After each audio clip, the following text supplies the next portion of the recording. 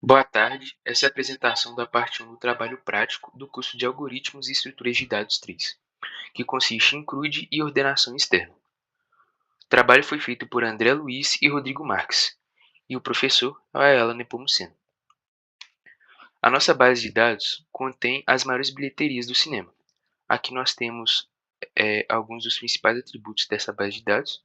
Temos o ID, o título do filme, sua bilheteria, a data de lançamento, que nós estamos salvando como um link no arquivo, sua lista de gêneros e a sua license, que seria a classificação indicativa do filme, e a nossa string de tamanho fixo com 5 caracteres. Além dos atributos mostrados, nós temos alguns outros aqui no nosso arquivo CSV, como as informações do filme, o ano de lançamento, a distribuidora, quanto que foi gasto para fazer o filme, entre muitos outros atributos. Agora falando sobre as operações do nosso CRUD, no Create nós fazemos a inserção de novos registros no seguinte formato. Nós temos a lápide, que vai indicar se o registro está deletado ou não, o tamanho do registro, o ID e o registro em si, contendo aqueles atributos mostrados no nosso dataset. O ID ele é gerado a partir do Lash ID, que são 4 bytes que estão contidos no início do nosso arquivo, que guardam o ID do último registro adicionado ao arquivo. Aqui nós temos um exemplo do uso da operação de create do nosso CRUD.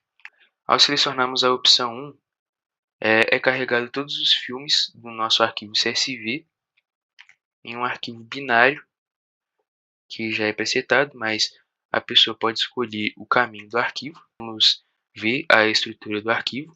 Os 4 primeiros bytes guardam o ID do último filme acrescentado. Nós temos a lápide, que vai indicar se o filme foi deletado ou não. Os 4 seguintes bytes guardam o tamanho do nosso registro. Os 4 seguintes, o ID, e logo depois começa o registro em si. Na operação de read, nós fazemos a leitura do arquivo com base no ID. É feita uma pesquisa sequencial, onde a lápide é verificada para ignorar os registros deletados. Mostrando agora um exemplo da operação de read, se nós escolhemos a opção 2 e fornecemos algum ID, é retornado para nós as informações daquele filme. Na operação de update, é feito 2 verificações.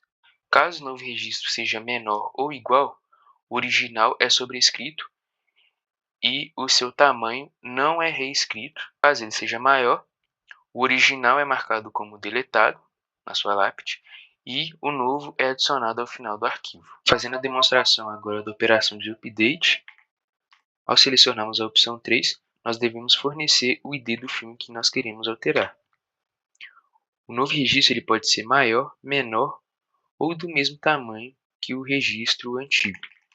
Perceba que um registro menor não marca o registro como uma lápide, ele somente sobrescreve o registro, mantendo o tamanho do registro original.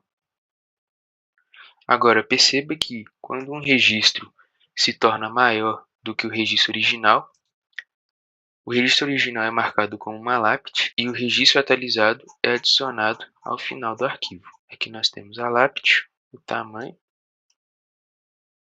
e o começo do registro. Por último, nós temos a operação de delete, que marca o registro como lápide, sem removê-lo fisicamente do arquivo. Realizando agora uma demonstração da operação de delete, quando selecionamos a opção 4, nós devemos fornecer o ID do filme que nós queremos excluir.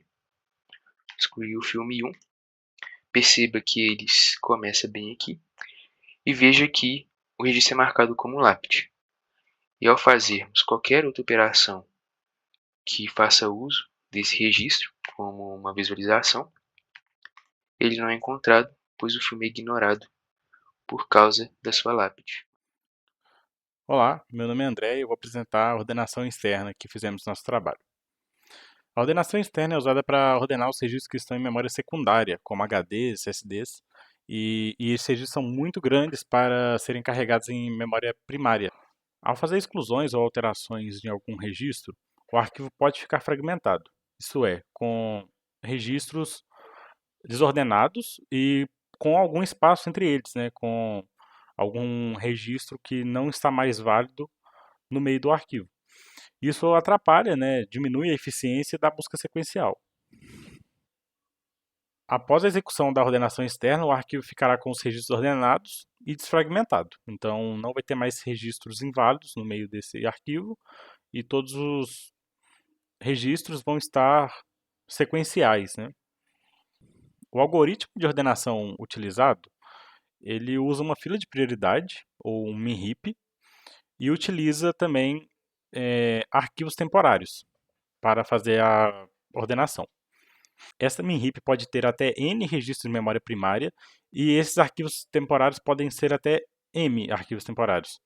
Ambos N e M podem ser definidos em tempo de execução no nosso código. O processo se inicia inserindo elementos do arquivo desordenado no heap, até que o heap seja cheio. Logo após, é feita uma remoção do heap e inserido esse elemento no arquivo temporário, e é feita uma nova inserção no heap, buscando do arquivo desordenado. Então, dessa forma, a gente tem um fluxo que sai do arquivo desordenado, passa pelo heap, e o heap vai alimentando, vamos dizer assim, os arquivos temporários. Durante a intercalação, pode ser que o registro que vem do arquivo principal seja menor do que o último registro inserido no arquivo temporário. Isso significa que esse registro ele não pode entrar nesse mesmo segmento, porque ele não ficaria ordenado, né, nesse mesmo segmento que a gente está trabalhando. Então, esse registro entra no heap, porém com uma marcação de um segmento maior do que o atual. Tá? E isso faz com que ele afunde no heap e fique lá para ser tratado com outros registros que também têm essa mesma característica. Bom, após o arquivo principal ser esvaziado, vamos dizer assim, com todos os registros, eles passarem pelo heap e serem distribuídos nos arquivos temporários, a gente começa a fase de intercalação. A fase de intercalação coloca um ponteiro em cada arquivo temporário e vai fazendo a leitura desses registros. E sempre vai escolhendo o menor registro dentre os registros que estão sendo apontados, né? E vai inserindo no arquivo principal. Tá? A gente usa esse arquivo principal para poder fazer essa parte intermediária para poder economizar arquivos abertos ao mesmo tempo. Esse processo termina quando a quantidade de segmentos gerados na distribuição for menor ou igual à quantidade de arquivos temporários existente. Isso é, quando cada arquivo temporário tiver nele apenas um segmento, a intercalação entre eles irá gerar apenas um arquivo totalmente ordenado. Agora eu irei demonstrar a execução da ordenação externa na prática. Primeiramente, eu irei fazer algumas alterações na base de dados atual para conseguir demonstrar a mudança.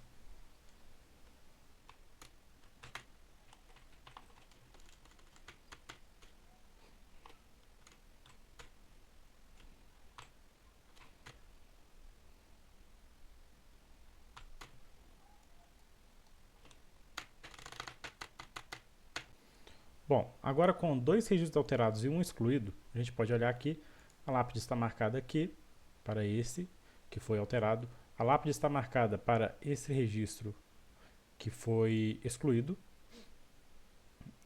e a lápide está marcada para esse registro que foi alterado. Tá? Esses registros estão aqui no final, a gente pode ver aqui, foi os dois que eu alterei, aqui e aqui. E agora eu vou rodar a ordenação externa para demonstrar o funcionamento.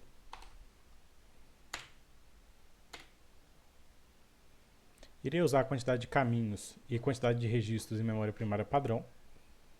Bom, os registros foram ordenados e é até interessante que a gente pode ver aqui que o tamanho do arquivo foi alterado, porque foi excluído um registro que tinha sido marcado a lápide dele, né?